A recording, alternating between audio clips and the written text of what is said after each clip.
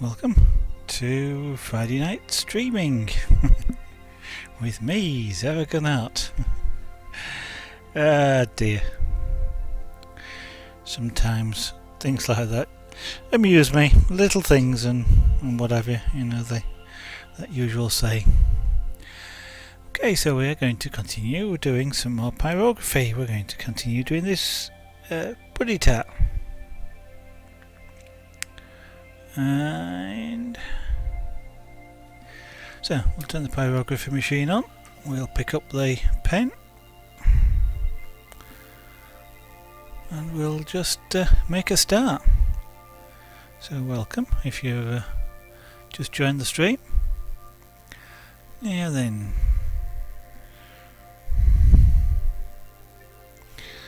I have to make sure that the fur moves in the right direction, otherwise it will look slightly odd. And so that's basically what I'm just going to be doing here now, is doing some more fur down around his nose. And I'm going to be better doing this the other way around so that I've got a more natural angle. And the fur, if you're able to see it on the reference image, actually again curves and starts to change direction a little bit just around his nose here, as it curves around the side of his face. So I want to follow that example, and then it will look more natural.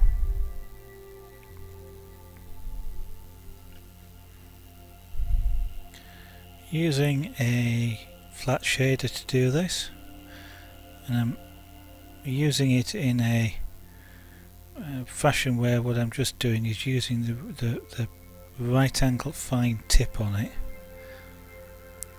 because what I found makes an excellent shape for fur because of the texture it creates in the wood. And I like that texture, it looks like cat fur, so it works really well.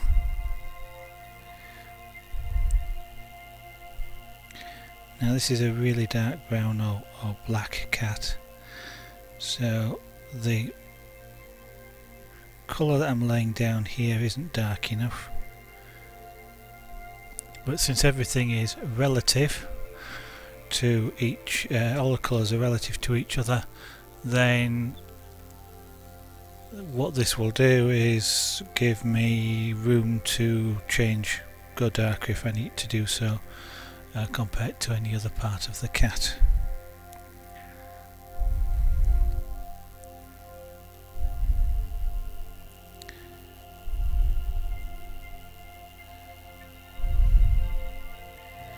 So little tiny fine hairs around the very nose of the cat, so I am just almost just dabbing down with the tool, and I'm going to just turn it down a little bit just for the moment,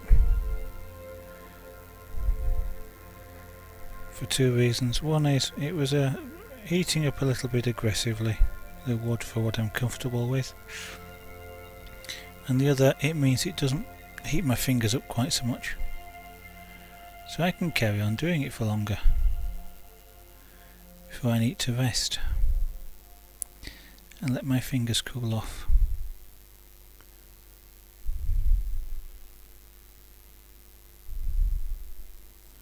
Because the angle of this particular pen, when I'm using it in this atypical fashion, is such that the heat's coming straight up into my thumb or finger, depending on what's in front. So I'm kind of holding it a little bit side, on the side, so that the heat comes up the straight past my fingers, and it doesn't get as hot. So on this side of his nose, again I've got to curve down very little at this bottom end here. That just, where? Oh, there's his nose. Just trying to see my guidelines.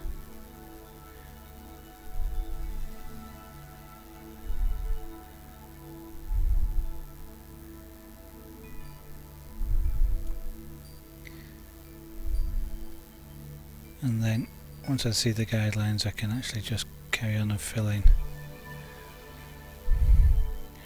Now this right at the bottom here, the hair is almost going straight across the wood, but very quickly it transitions to coming down in a curve alongside the nose.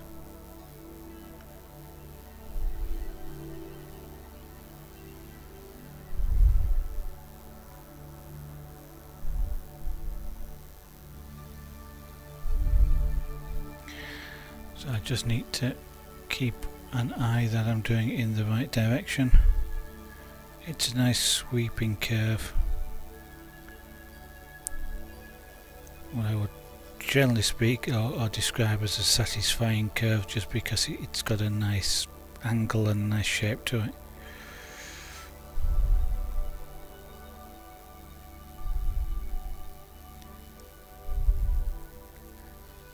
Now just on this bit of the wood here, the wood itself isn't actually taking the heat quite as well as the other bits have, so it's not going quite as brown quite as easily, which is just one of the things that you deal with when doing pyrography. All woods, it's a natural product, so they different, even pieces of wood from the same tree or the same batch differ, and they can differ across the face of the piece as well.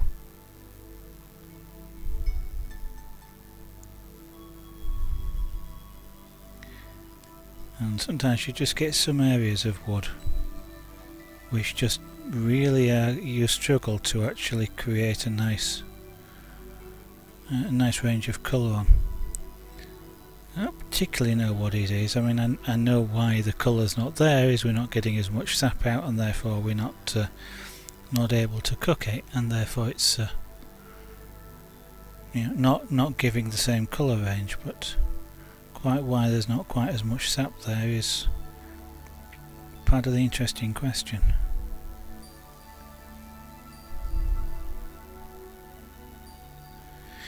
Okay, again, this technique is tending to only colour one side of a V groove that's being created, so I will actually have to turn it around and go the other way to darken it down, but for the moment it's producing an acceptable output.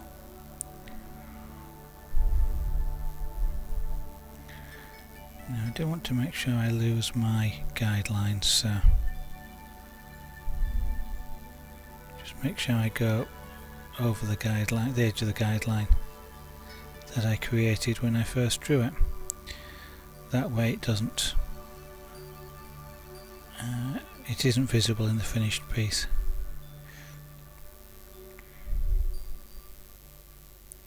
Plenty more opportunities to go over and remove those, so it's not something which is particularly bothering me at this stage. Now we'll give his nose a light colour, and I need to clean the bottom of this tool, so I'll just run it on the paper. It does collect sap on the bottom, and therefore you do get it does tend to sort of just, it's like using a crayon or something on the wood, it colours it just because you're painting something over the top of it rather than actually cooking the sap. But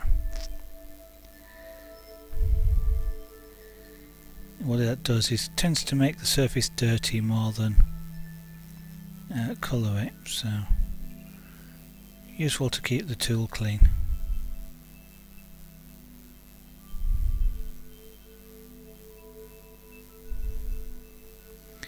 Now his nostrils, of course, that are in here are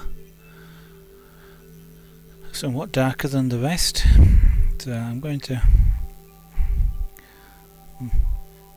make them darker than I intended, but that they really do want to be as virtually as dark as I can get it, but just for the moment that's not an option that's available to me. Or rather, it is available to me, but I don't actually want to take it at this time, because what I want to do is make sure all the areas around it have a corresponding colour. So now I'm using the shader as it's meant to be used to create a shade.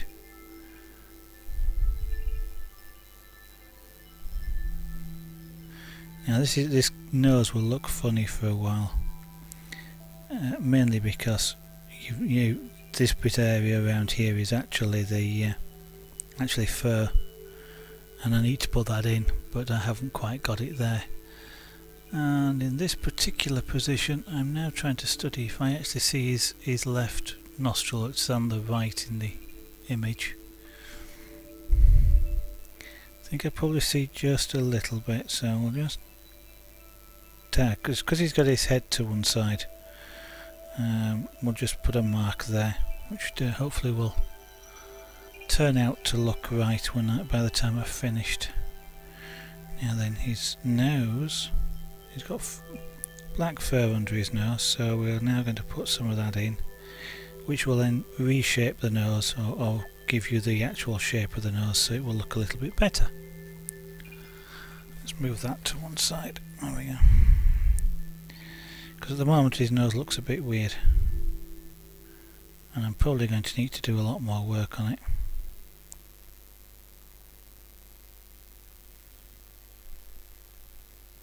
But just for the moment it's reasonably okay as it is.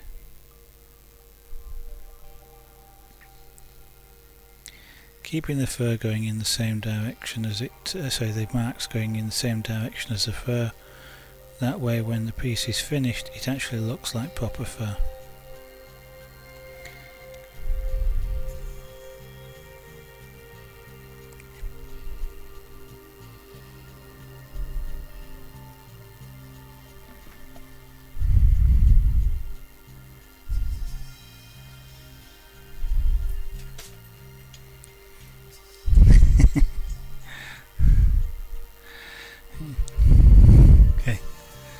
I've just got a pussycat visiting, which you might be able to hear.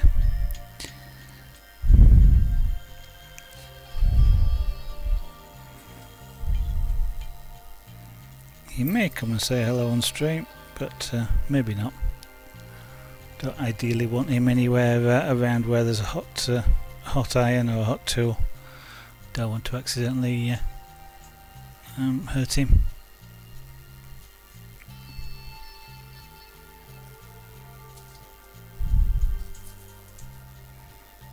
He's definitely talking about something, he's trying to tell us something, but I don't quite know what it is. Knowing this pussycat, it's probably no one has ever fed me ever in my life, and please can I have some food? Which of course is totally untrue. He gets fed regularly.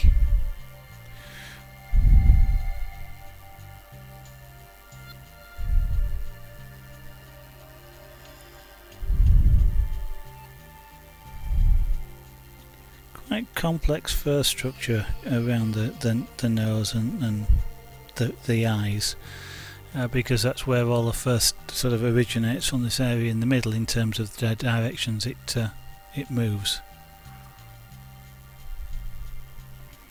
So it can be challenging sometimes to get something that looks realistic. And I am currently just staring and looking at the areas on the reference image, just to make sure I try and get something that does actually look realistic. And in actual fact I'm also using the image that's in front of me, which is a completely different cat, but I'm also using that as a reference image as well, as to how to actually do some of this fur marking around the face of the cat here.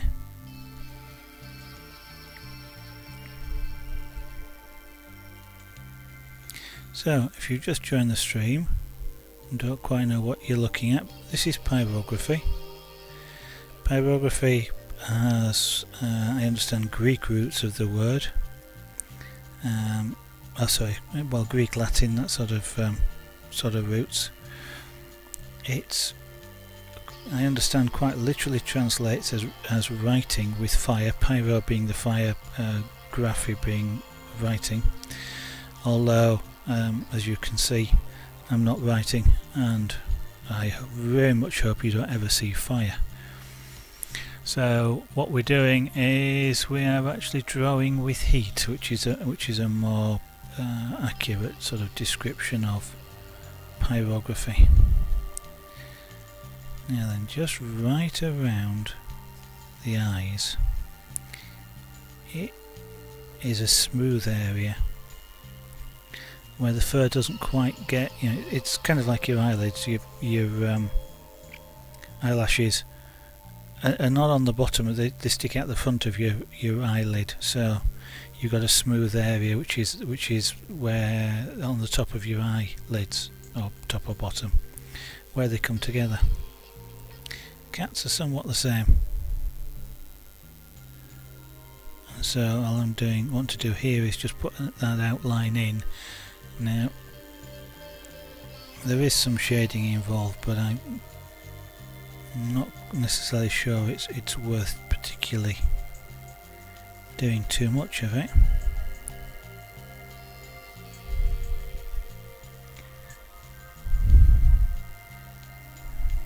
Because it will actually work just as well without it. So sort of this top left hand corner here, there's a little bit of a highlight.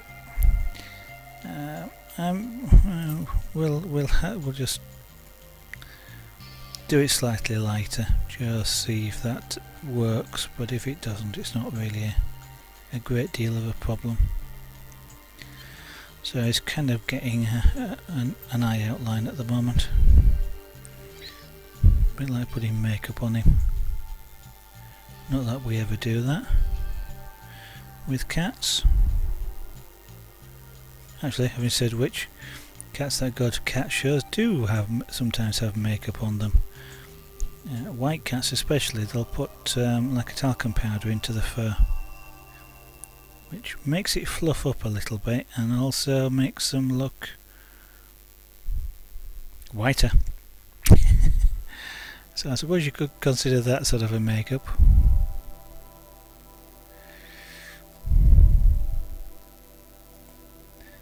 Okay, so that's kind of a smooth area, which I want to try and keep the hair texture just away from that corner, all the way around the eye there, just so that it actually looks as it should. Now the top bit is actually fur, of course, because you can't see the top eyelid because it's kind of hidden underneath.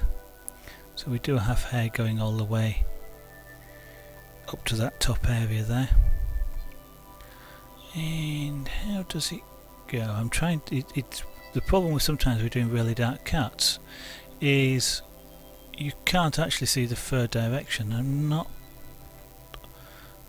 just this area is all a bit funny in terms of where the hair goes, and I'm thinking this probably is more or less straight across the eyelid. It would kind of make sense, or slightly up as it curves to go around the side of the face. So we shall assume that's the case.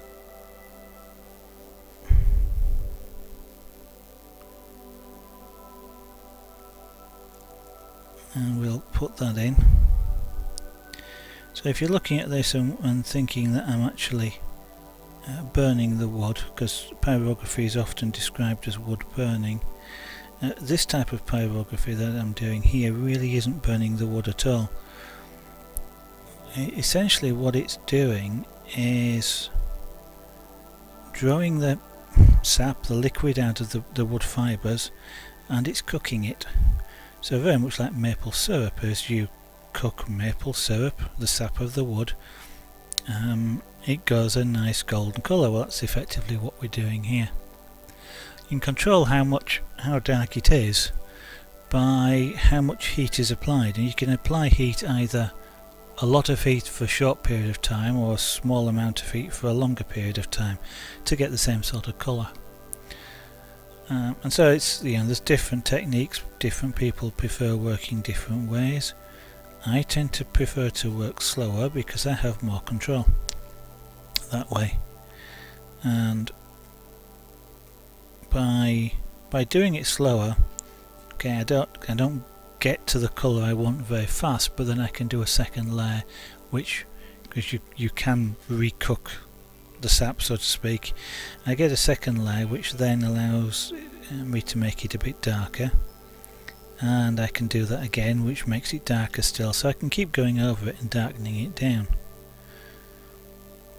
Now there is a type of pyrography where you use a really high heat and you do effectively burn the wood, you carbonise the wood, and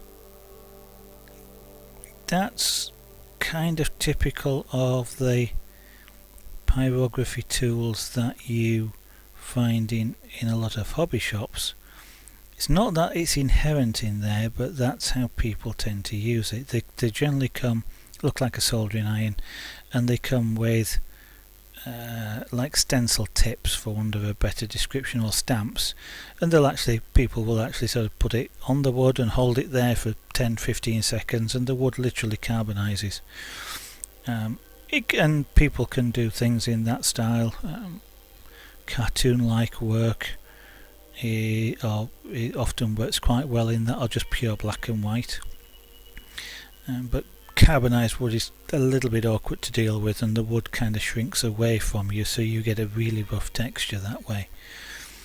But you can actually also use those tools in just the same way I'm doing here, you just have to use them in a different way. This particular tool that I'm using here just makes it easier for me to work in that different style. I have more control with this. There's a lot less heat involved, and because of that I can get more subtler shades as I work through it.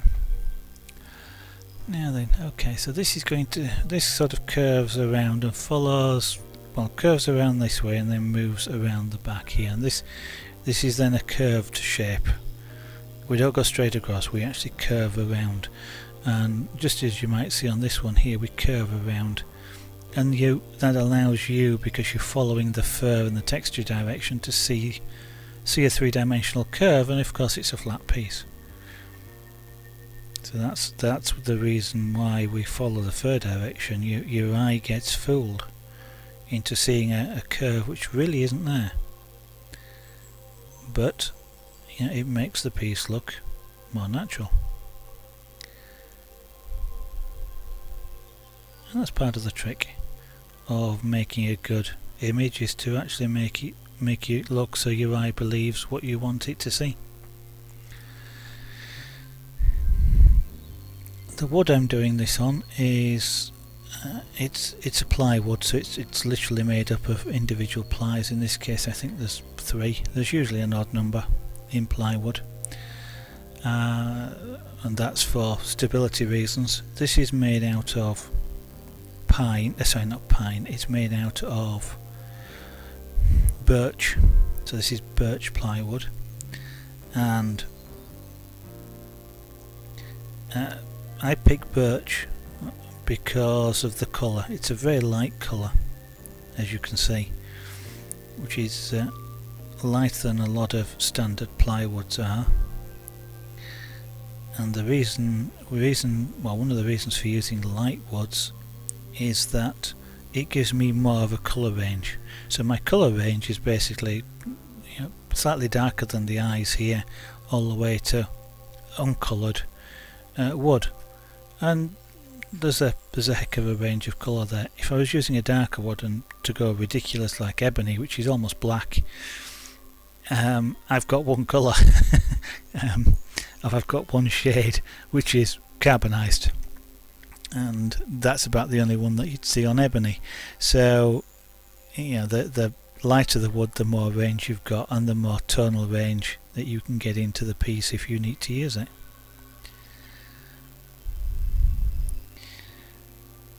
There is, I have discovered what may be a better wood, which is poplar, and I've recently purchased some poplar plywood, which is significantly lighter than this. So I'm looking forward to seeing just how that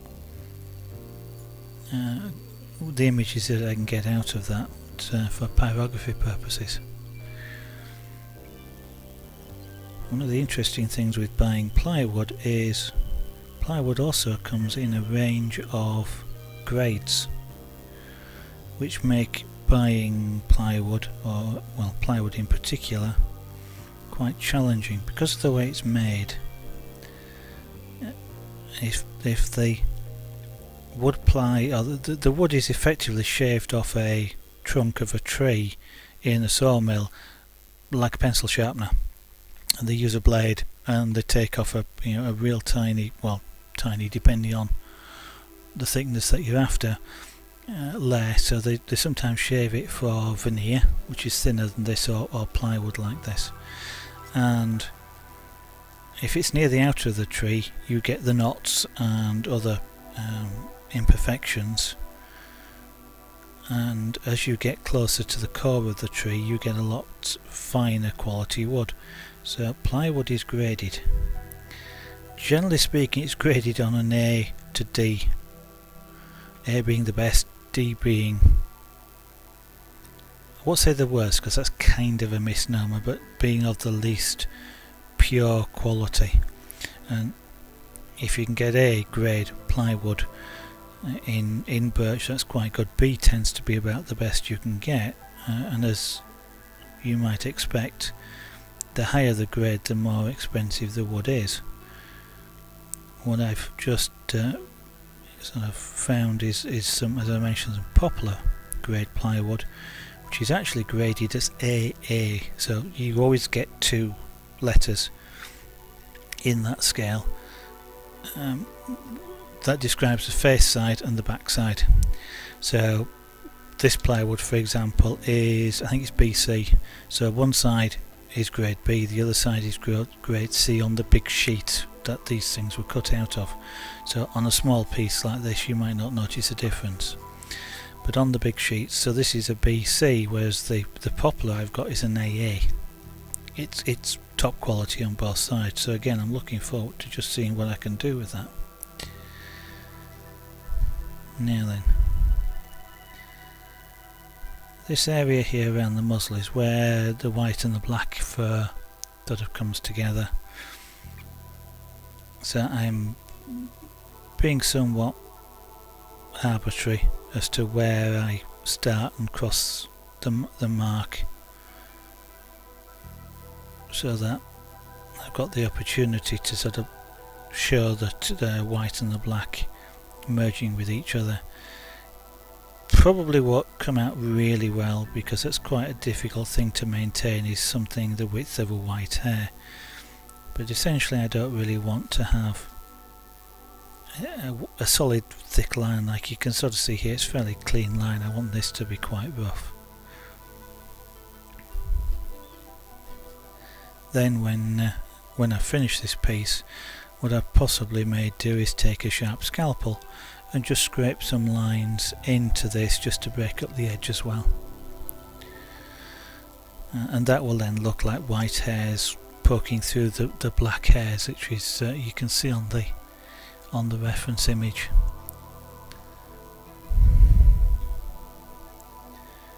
So now, fortunately though, this is quite a long job doing this, as you might imagine. I'm not actually painting or marking in every single hair, because they're, it's just not, this tool just isn't that fine. But I am going to put in what represents a heck of a lot of them.